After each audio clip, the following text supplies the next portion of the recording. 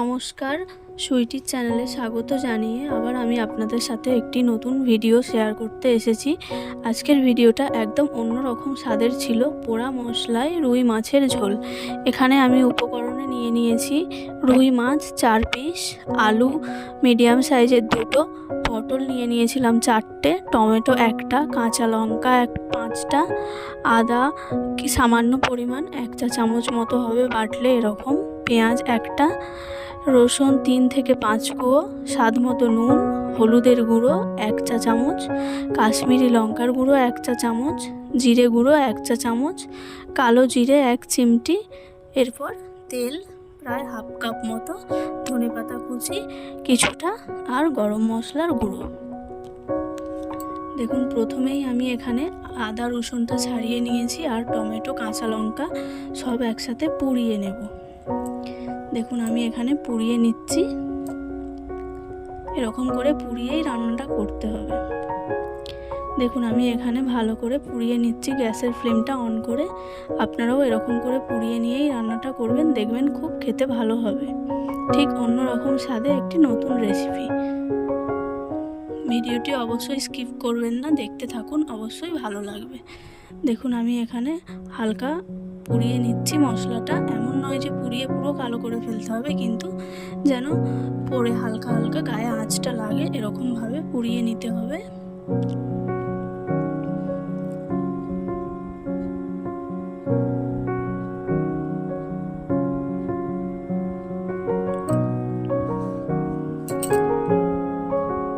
অনেকেই অনেকভাবে মাছ খেয়ে থাকেন, তো আমি আজকে একটু অন্যরকম স্বাদে ভিডিওটা বানিয়েছি, দেখুন কেমন লাগে।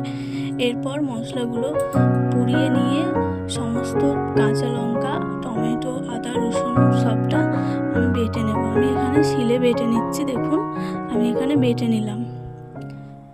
আপনারা এই রান্নাটা করতে থাকলে দেখবেন পোড়ানোর পর মশলাটা বাটলেই একটা সুন্দর গন্ধ উঠবে। এরপর আমি একটা মিডিয়াম সাইজের পেঁয়াজ নিয়ে নিয়েছিলাম, ওটাও আমি এখানে বেটে নিলাম এবং গ্যাসের ফ্লেমটা অন করে কড়াইটা বসিয়ে দিয়েছিলাম। তেল দিয়ে তেলটা গরম হতেই আমি মাছগুলো ছেড়ে দিয়েছি ভালো করে ভেজে নেওয়ার জন্য। মাছগুলো আমি ধুয়ে নুন মাখিয়ে আর হলুদ মাখিয়ে রেখে দিয়েছিলাম। তো এখন আমি মাছগুলোকে ভালো করে ভেজে নেব।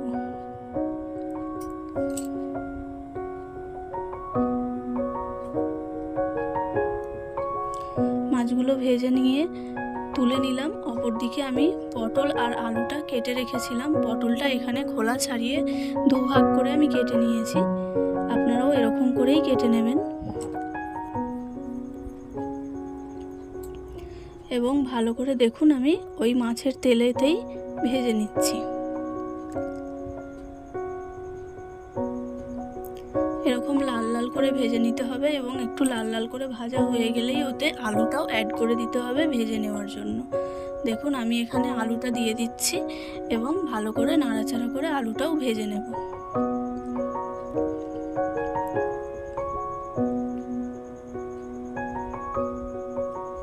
দেখুন, আমি এখানে আলুটাও নাড়াচাড়া করে ভেজে নিচ্ছি। অপরদিকে একটি পাত্রে আমি নিয়ে নিয়েছিলাম হলুদের গুঁড়ো, কাশ্মীরি লঙ্কার গুঁড়ো, জিরে গুঁড়ো এবং এগুলোকে একটু জল দিয়ে একটা স্মুথ পেস্ট বানিয়ে রেখে দিচ্ছি।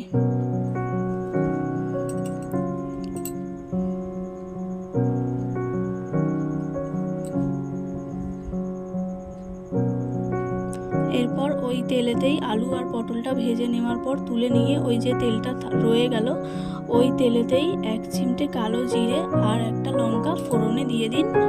এরপর পেঁয়াজটা যে বেটে রেখেছিলাম, যেহেতু ওটা আমি পোড়াইনি এখানে, তাই ওটা একটু ভালো করে ভেজে নিতে হবে। দেখুন, পেঁয়াজটা আমি তেলের মধ্যে দিয়ে দিয়েছি এবং ভালো করে ভেজে নিচ্ছি।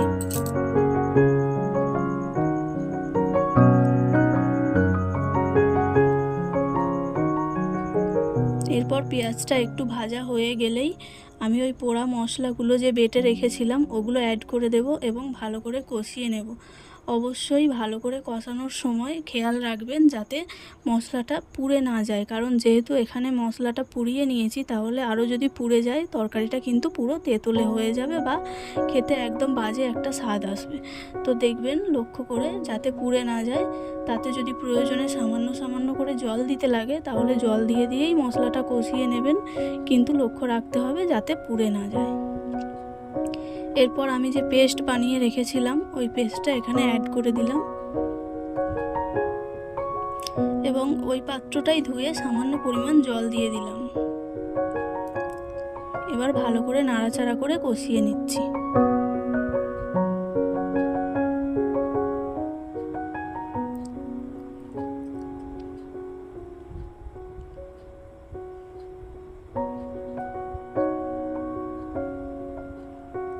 দেখুন আমি এখানে ভালো করে নাড়াচাড়া করে কষিয়ে নিচ্ছি।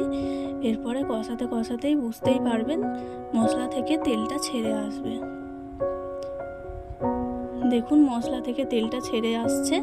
এই সময়তেই আলু আর পটলটা অ্যাড করে দিতে হবে। আমি আলু আর ওই ভেজে রাখা পটলটা একসাথে দিয়ে দিলাম এবং ভালো করে মশলার সাথে আলু পটলটাও কষিয়ে নিতে হবে।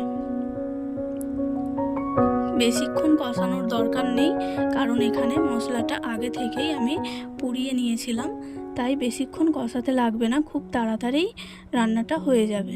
একটু কিছুক্ষণ নাড়াচাড়া করতে থাকুন, তারপরেই দেখুন হয়ে আসবে রান্নাটা। এর থেকেও দেখুন তেল ছাড়তে আরম্ভ করে দিয়েছে। এরপরেই পরিমাণ মতো জল অ্যাড করে দিতে হবে। আমি এখানে পরিমাণ মতো জল অ্যাড করে দিয়েছি, আপনারাও পরিমাণ মতো জল অ্যাড করে দেবেন, যাতে আলুটা শুধু সেদ্ধ হওয়ার মতো দিলেই হবে। এরপর পরিমাণ মতো নুন দিয়ে দিতে হবে, যাতে ঠিকঠাক মতো নুনটা স্বাদে আসে সেরকম নুন দিয়ে দিতে হবে। দিয়ে কিছুক্ষণ ঢাকা চাপা দিয়ে দিন। এরপর দেখবেন ফুটে গেলেই মাছগুলো ওতে দিয়ে দিতে হবে। দেখুন আমি এখানে ফুটে যাওয়ার পরেই মাছগুলো দিয়ে দিলাম। তারপরে বেশ কিছুক্ষণ আঁচে ফুটিয়ে নিলাম। নেওয়ার পরেই আমার রেডি হয়ে গেল এখানে পোড়া মশলায় রুই মাছের ঝোল। দেখুন ভিডিওটা কীরকম হয়েছে অবশ্যই জানাবেন। ভালো লাগলে লাইক করবেন, সাবস্ক্রাইব করতে ভুলবেন না। অবশ্যই বাড়িতে এইভাবে বানিয়ে দেখবেন, খুব খেতে ভালো লাগবে। দেখা হচ্ছে নেক্সট ভিডিওতে। সবাই সুস্থ থাকবেন, ভালো থাকবেন। Tata, by.